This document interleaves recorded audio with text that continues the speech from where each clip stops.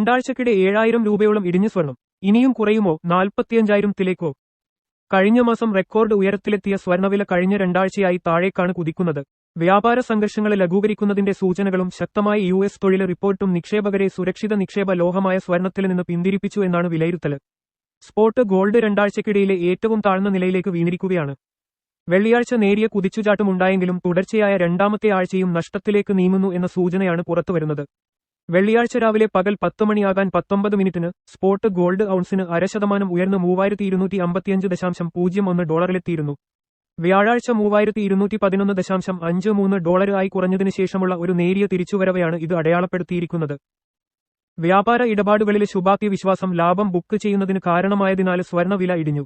Comex $38 ഇടിഞ്ഞ് $3,275 MCX സ്വർണം $1,650 ഇടിഞ്ഞ് $93,950 എത്തിയതോടെ സ്വർണവില കനത്ത വിൽപ്പന സമ്മർദ്ദത്തിലായി. LKP സെക്യൂരിറ്റീസിലെ commodity and currency vice research analyst Jateen Trivedi അഭിപ്രായപ്പെട്ടു.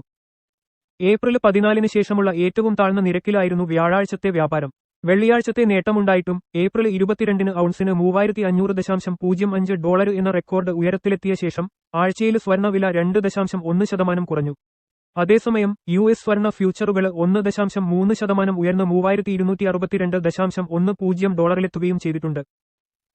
റെക്കോർഡിൽ നിന്ന് സ്വർണവില ഇടിഞ്ഞത് എന്തുകൊണ്ട്? ആഗോള വ്യാപാര ചർച്ചകളെ ചുറ്റിപ്പറ്റിയുള്ള വിപണി വികാരം മെച്ചപ്പെട്ടതാണ് ഈ ആഴ്ച സ്വർണവില ഇടിവിന് കാരണമായത്. വ്യാഴാഴ്ച ഇന്ത്യ, ജപ്പാന്, ദക്ഷിണ കൊറിയ, ചൈന എന്നിവയുമായുള്ള വ്യാപാര കരാറുകൾ ചർച്ചയിലുണ്ടെന്ന് US പ്രസിഡന്റ് ഡൊണാൾഡ് ട്രംപ് പറഞ്ഞിരുന്നു. ബീജിംഗുമായി ഒരു കരാറിലെത്താൻ വളരെ നല്ല സാധ്യത ഉണ്ടെന്നും അദ്ദേഹം പരാമർശിച്ചിരുന്നു.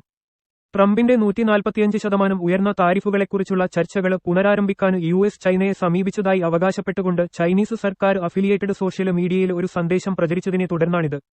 പിരിമുറുക്കങ്ങൾ ലഘൂകരിക്കുന്നതിന്റെ ഈ സൂചനകൾ നിക്ഷേപകരെ സ്വർണത്തിൽ നിന്ന് പണം പിൻവലിക്കുന്നതിലൂടെ ഓഹരികൾ പോലുള്ള അപകടസാധ്യതയുള്ള ആസ്തികളിലേക്ക് തിരിയാൻ പ്രേരിപ്പിച്ചു. വരാനിരിക്കുന്ന വ്യാപാര ഇടപാടുകളുടെ സൂചനകളുണ്ട്. ഒരു റിസ്ക് ഓൺ വ്യാപാരം നടക്കുന്നുണ്ട്. ഇത് സ്വർണത്തിന്റെ സുരക്ഷിത നിക്ഷേപത്തിലെ ലാഭമെടുക്കുന്നതിലേക്ക് നയിക്കുന്നു എന്ന് RJ ഫ്യൂച്ചേഴ്സിലെ senior market strategist Bob Haberkorn പറഞ്ഞു. ചൈനയുടെ അവധി സ്വർണ വിലയെ എങ്ങനെ ബാധിച്ചു? സമ്മർദ്ദം വർദ്ധിപ്പിക്കുന്നതിനൊപ്പം മെയ് 1 മുതൽ മെയ് 5 വരെ തൊഴിലാളി ദിന അവധിക്കായി ചൈനയുടെ വിപണികൾ അടച്ചിരുന്നു. ലോകത്തിലെ ഏറ്റവും വലിയ സ്വർണ ഉപഭോക്താവിൽ നിന്നുള്ള വാങ്ങൽ പ്രവർത്തനങ്ങൾ കുറയുന്നതിന് ഇത് കാരണമായി. സ്വർണം ചൈനയുടെ അവധിക്കാല പ്രേരിത ലിക്വിഡിറ്റി ശൂന്യതയിലേക്ക് വലിച്ചെടുക്കപ്പെടുന്നു എന്ന് ITD സെക്യൂരിറ്റീസ് അഭിപ്രായപ്പെട്ടു. ഇത് വിപണി ആത്മവിശ്വാസം മാറിക്കൊണ്ടിരിക്കുന്ന ഒരു നിർണായക സമയത്ത് ഡിമാൻഡ് കൂടുതൽ കുറക്കാനും കാരണമായി.